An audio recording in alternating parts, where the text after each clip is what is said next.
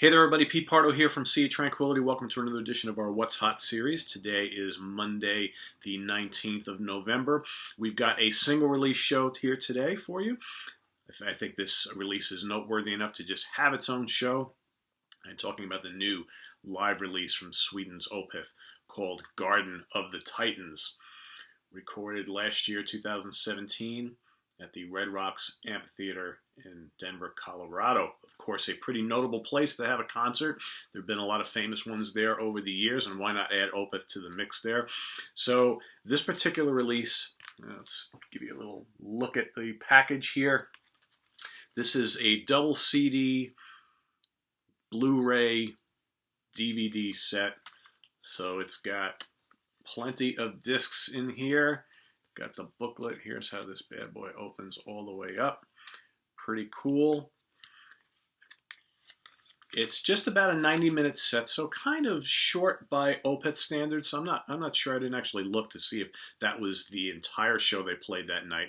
Probably because they were looking to do this for an actual release. Probably is. So they may have omitted a song or two. But all in all, we've got a good handful of tracks, which mostly covers the more recent period in Opeth's history, so the more prog and hard rock era of the band, since they kind of did away with the death metal element to their music. But there are a couple tracks from that past era of the band, which is kind of cool. So what do we have on here? Okay, so we've got, and you know what, before I go into the track list and everything, let's take a look at this booklet here, because it's actually very, very well done.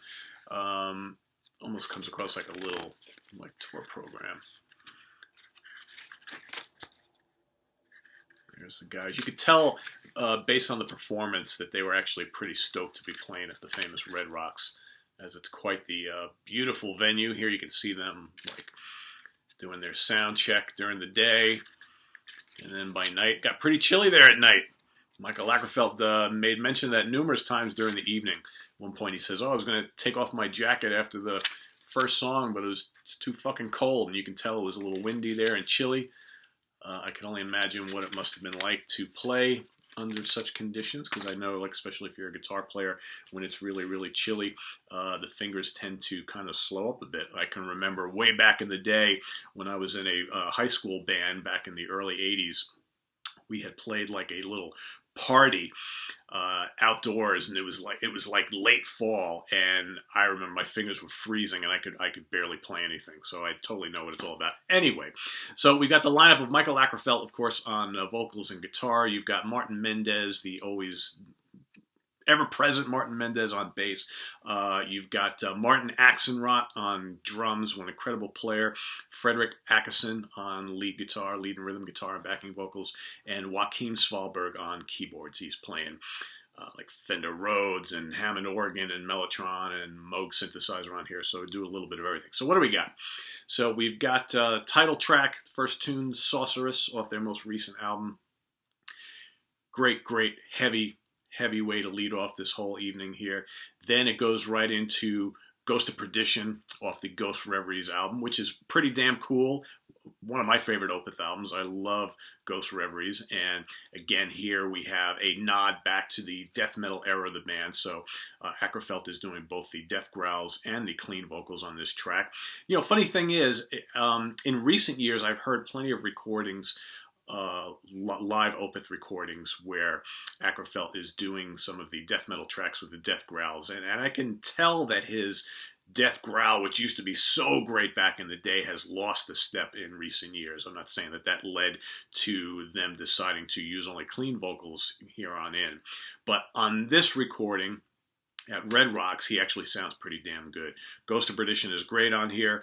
That goes into, of course, Demon of the Fall, which is probably their signature tune from the old days off the My Arms Your Hearse album. Great track. It's brutal here. It's got its nice little progressive sections as well as the thunderous death metal stuff.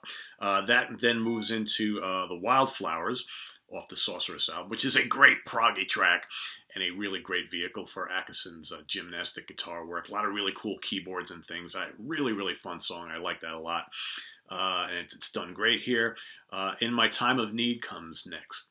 And that, of course, is a wonderful kind of melodic, sing-along, folky prog tune off the Damnation album, which a lot of non-extreme metal fans really gravitated to when it came to Opeth's catalog. In fact, that was probably the one album that the extreme metal haters loved from Opeth until they kind of changed their direction a few years ago. It's done great here. Kerfeldt says to the crowd, "We want you to sing along." And in fact, at one point during the tune, the crowd sings the entire chorus. It's actually very, very cool. Very well done.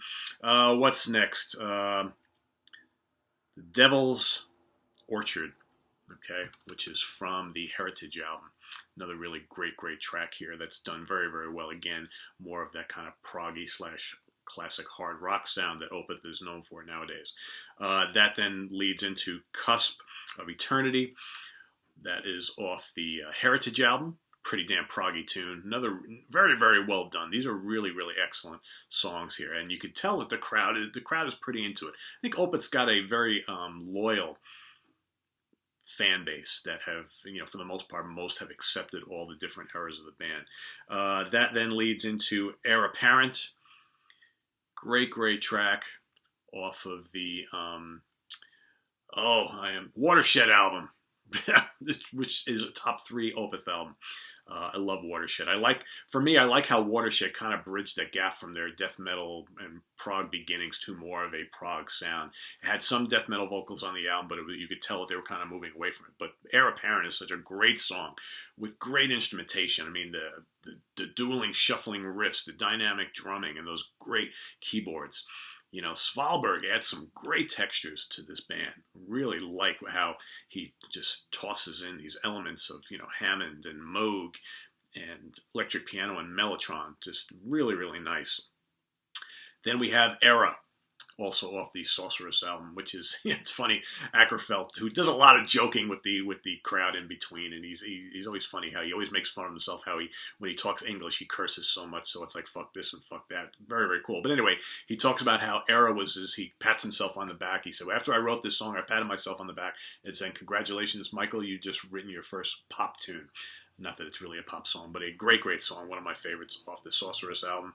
And then we kind of end the show with a classic, Deliverance, all nearly 15 minutes of it. Brutal and heavy. Again, another burst of death metal in this show with a great light show going on during this, especially during the finale.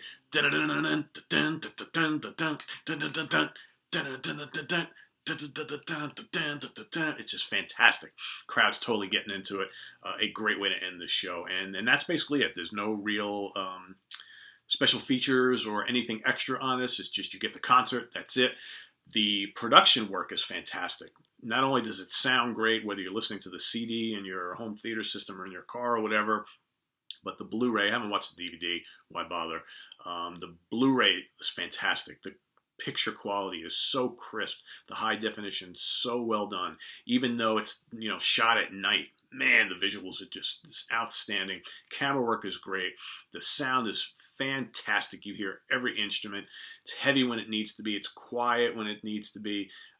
You can hear the bass and the drums and the keys and the guitars. The vocals are fantastic. The band was spot on this night. And it's funny how Michael says at one point during the show, he's like, we're recording this for a live album, which means you're probably, when the album comes out, you're not going to hear any of the fuck-ups. Meaning they're going to go in and fix any little things. But, I've seen Opeth live numerous times. You don't normally hear mistakes from these guys, and I didn't hear any this night either, other than one point where Michael's guitar was having some sort of a issue early on in the show. They fixed it pretty quickly, and that was about it. But really, really great presentation. Nuclear Blast has done a great job, as always, on the packaging here, and it's a great concert. And there've been a lot of, Opeth had, this is what Opeth's, I believe, 4th live album. Ironically, nothing here from the Blackwater Park album. And probably because the Royal Albert Hall show concert that they released on DVD number of years back, that had the whole Blackwater Park album played in its entirety, so maybe they decided we already did that, so we're not going to do anything from Blackwater Park on here, which, is okay. This is more of a long introduction, not introduction, but affirming kind of the style that they're playing now. So it's most of this set is half or more newer tracks from the last 3 albums, with a couple tunes from the 2 albums preceding the switch from death metal, and then kind of, what do we got, 3 blasts from the past? No, 2 blasts from the past before that. So it's all in all a very, very good set that I think will please all Opeth fans, whether you're a traditional Opeth fan from the old extreme metal days or someone who's jumped on board the last couple of years. So I give this a 5 out of 5. I think it's great. Garden of the Titans, go out and get it, love it, enjoy it, watch it over and over, listen to it over and over, whatever you plan on doing. But in the meantime, visit us on the web at www.seaoftranquility.org. We're on Facebook, we're on Twitter, of course, we're here on the mighty YouTube. We got more new product stuff coming up, so stay tuned real soon, probably today. So we'll see you soon, guys. Bye-bye.